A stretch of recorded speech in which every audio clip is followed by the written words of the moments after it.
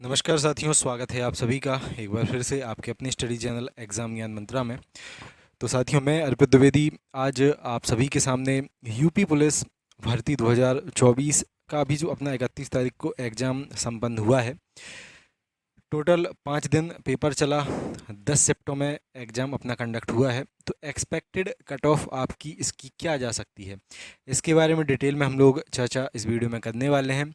मैं साथियों खुद उत्तर प्रदेश पुलिस जो अपना कांस्टेबल भर्ती 2018 में 49,000 वाली निकली थी, उसके अलावा यूपीएसआई 2021, इन दोनों की लिखित परीक्षा को मैंने खुद क्वालिफाई किया है। तो उस अनुभव के आधार पे, ठीक है, डिटेल में हम लोग इसकी कट ऑफ के बारे में चर्चा करने वाले हैं और नॉर्मलाइजेशन के बारे में भी चर्चा करेंगे कि किस शिफ्ट को नॉर्मलाइजेशन अधिक मिलेगा, किसको फ़ायदा होगा, किसको नुकसान यहाँ पे हो सकता है।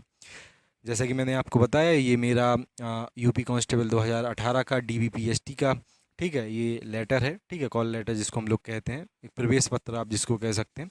उसके अलावा यूपीएसआई 2021 का ये डीबीपीएसटी का एक प्रवेश पत्र है। बताना आवश्यक है क्योंकि आप अंदाज़ा लगा पाओ कि जो व्यक्ति या जो अध्यापक मुझे चीज़ें बता रहा है क्या वो इस लायक है या फिर नहीं, ठीक है। क्योंकि यूट्यूब पे आप देख रहे हैं अभी कट ऑफ की भरमार चल रही है, कोई कुछ भी कट ऑफ बता रहा है, किसी को नॉलेज ही नहीं है किसी चीज़ की, तब भी वो लोग कट ऑफ में, ठीक है, कट ऑफ को बनाने में लगे हुए हैं। हम लोग साथियों डिटेल में सबसे पहले एक तो जो डीबीपीएसटी के लिए इसकी कट ऑफ जा सकती है उसके बारे में चर्चा करेंगे, और फाइनल कट ऑफ इसकी कितनी जा सकती है उसके बारे में भी हम लोग चर्चा करेंगे। लेकिन आगे बढ़ने से पहले देखो, एक चीज़ मैं आप सभी को बता दूं, देखो नॉर्मलाइजेशन अभी जो होने वाला है काफ़ी इफ़ेक्ट करेगा वो, ठीक है। अभी आप अगर पेपर दे के आए हैं, अगर आपके 210 नंबर बन रहे हैं, 205 बन रहे हैं, और अगर आप अभी सोच रहे हुए कि मेरा सिलेक्शन नहीं होगा, तब साथियों आप बिल्कुल गलत हो। नॉर्मलाइजेशन चूँकि 10 शिफ्टों में ये पेपर कंडक्ट हुआ है, और आप खुद अगर आपने किसी भी दिन पेपर दिया होगा, आप खुद देख रहे होगे कि शिफ्टों में काफ़ी अंतर देखने को मिला है। किसी दिन की शिफ्ट हार्ड आ गई, बहुत हार्ड आ गई, किसी दिन की शिफ्ट बिल्कुल ईजी आ गई। जैसे कि 23 तारीख वालों की अगर आप लोग शिफ्ट देखो, ठीक है, पहले तो मैं देखो खुद बता दूं कि आप जिस दिन भी पेपर देते हैं या फिर कोई भी व्यक्ति जिस दिन पेपर देता है, देखो सबको अपनी शिफ्ट कठिन लगती है कि यार बहुत कठिन पेपर आया था, मेरा कठिन आया, सामने वाले का, ठीक है, इजी आया। तो एक ये चीज़ है। लेकिन डाटा के अनुसार साथियों हम लोग देखें तो सबसे ज़्यादा नॉर्मलाइजेशन का जो फ़ायदा है, ठीक है, मेरे अनुसार 23 तारीख को जिनका पेपर हुआ था उनको सबसे ज़्यादा नॉर्मलाइजेशन का फ़ायदा साथियों इसमें मिलने वाला है। और अगर किसको अधिक फ़ायदा नहीं मिलेगा उसके बारे में बात करें हम लोग, तो 30 तारीख और 31 तारीख को मेरे अनुसार 23, 24 और 25 के कंपैरिजन में नॉर्मलाइजेशन में कम फ़ायदा देखने को यहाँ पे मिलेगा। क्योंकि देखो, एक तो 23 से स्टार्टिंग ही हुई थी, भर्ती बोर्ड वैसे ही यहाँ ज़्यादा नंबर प्रोवाइड करता है नॉर्मलाइजेशन में स्टार्टिंग की शिफ्ट वालों को, क्योंकि ये सरप्राइज़ रहता है उन लोगों के लिए। आगे चलने वालों के लिए तो क्वेश्चन वो देख लेते हैं कि किस प्रकार से क्वेश्चन आ रहे हैं, किस प्रकार से क्या हो रहा है।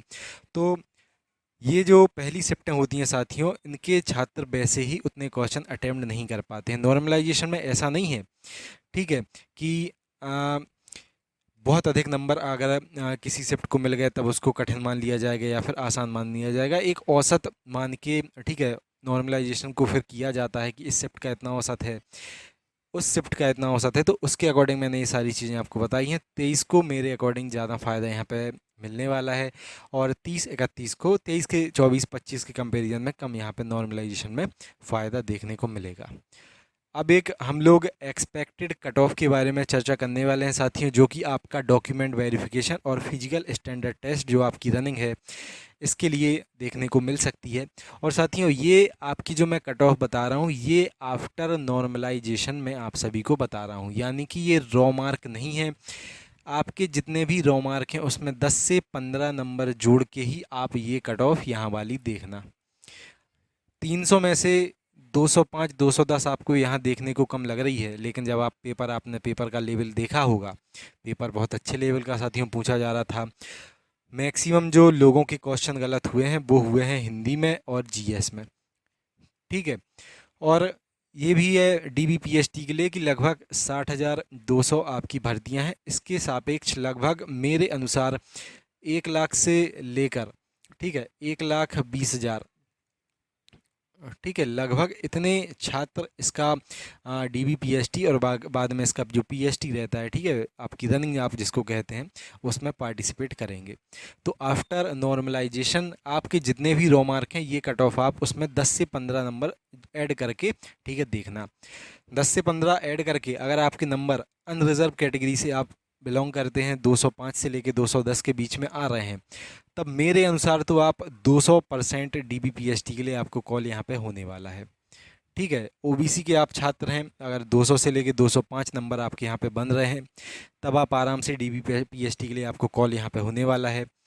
EWS कैटेगरी से अगर आप रिलेटेड हैं, EWS के छात्र हैं अगर, तो देखो मेरे अनुसार मैंने जो UPSI 2021 में देखा, इसमें फाइनल कट ऑफ जो साथियों OBC का था वो 305 था, जबकि 302 नंबर उस समय आपका EWS का फाइनल कट ऑफ था।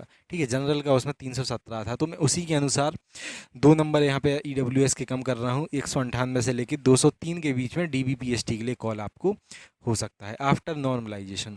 SC कैटेगरी के अगर आप छात्र हैं तो 195 से 200 के बीच में आपको कॉल हो जाएगी, और अगर आप फीमेल कैंडिडेट हैं तो देखो आराम से 190 नंबर आफ्टर नॉर्मलाइजेशन आपको कॉल आराम से इसमें हो जाएगी। क्योंकि देखो 60,000 ये कहने को छोटा वर्ड है, 60,200, लेकिन अगर एक्चुअल जब इसमें सिलेक्शन होगा तो बहुत ज़्यादा ये वैकेंसीज़ हैं। ठीक है, अब बात करते हैं हम लोग इसमें एक्सपेक्टेड जो मेरे अनुसार फाइनल आपकी जो कट ऑफ जाएगी वो कितनी जाएगी। तो देखो DBPST के लिए यहाँ पे मैंने 210 अनरिजर्व का लगाया था, इसमें आराम से 10 से 15 नंबर आपकी कट ऑफ, ठीक है, फिर बूम करेगी।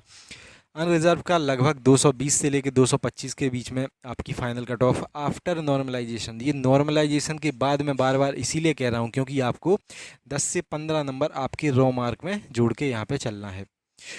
OBC के आप अगर छात्र हैं साथियों, 213 से 219 के बीच में आपकी यहाँ पे कट ऑफ लगेगी। EWS 211 से 217 के बीच में। SC के अगर आप छात्र हैं लगभग 205 नंबर पे आपका सिलेक्शन हो जाएगा, और अगर आप फीमेल कैंडिडेट हैं तो लगभग 195 से लेकर 200 नंबर के बीच में आराम से आप फाइनल यहाँ पे सिलेक्शन अपना ले जाएंगे। 60,200 में आपका लिस्ट में नाम आ जाएगा। तो साथियों ये था एक एक्सपेक्टेड कट ऑफ के लिए आप सभी के लिए वीडियो। मैं आशा करता हूँ सारी चीज़ें आप समझ गए होंगे। 2 चीज़ें आप याद रखना, नॉर्मलाइजेशन इसमें बहुत ज़्यादा बड़ा, ठीक है, एक प्रभाव डालेगा। उसके साथ साथ जो भर्तियों की संख्या है, ठीक है, वो बहुत अच्छी है साथियों। इस बार आप ये मत देखो कि आपकी इस बार लगभग 33 लाख लोगों ने पेपर दिया है, आप ये देखो वैकेंसीज बहुत अच्छी हैं। ठीक है, तो आराम से अगर आपके इतने नंबर आ रहे हैं 10 से 15 नंबर ऐड करने के बाद, तो आप फाइनल सिलेक्शन आराम से साथियों यहाँ पे ले जाने वाले हैं। ठीक है, तो मैं आशा करता हूँ सारी चीज़ें आपको अच्छे से समझ में आ गई होंगी। एक और चीज़, आगे चल के UPSI की भी लगभग 5200 वैकेंसियाँ साथियों आने वाली हैं। गाइडेंस आपको मैं उन भर्तियों के लिए प्रोवाइड आगे करने वाला हूं, तो आप लोग मुझसे कनेक्ट हो सकते हैं। एक तो चैनल को आप लोग सब्सक्राइब जरूर कर लें, उसके साथ साथ आपके लिए एक व्हाट्सअप ग्रुप मैंने बना दिया है। ठीक है, तो अगर आप लोग पुलिस भर्ती की तैयारी आगे करेंगे, ठीक है, या फिर UP कांस्टेबल से संबंधित बाकी जानकारियों को भी मैं उस पर डालता रहूँगा, तो डिस्क्रिप्शन में उसकी लिंक दी गई है, आप उस ग्रुप को ज़रूर ज्वाइन कर लें और चैनल को सब्सक्राइब जरूर कर लें। आगे की सभी अपडेट्स मैं आपको यहाँ पर प्रोवाइड करता रहूँगा। ठीक है, तो मिलते हैं मेरे साथियों अगली वीडियो में फिर। जय हिंद, जय भारत, भारत माता की जय। Have a great day. शानदार तरीके से आप लोग अब आगे का अपना रनिंग वगैरह की तैयारी करें। जय हिंद, जय भारत।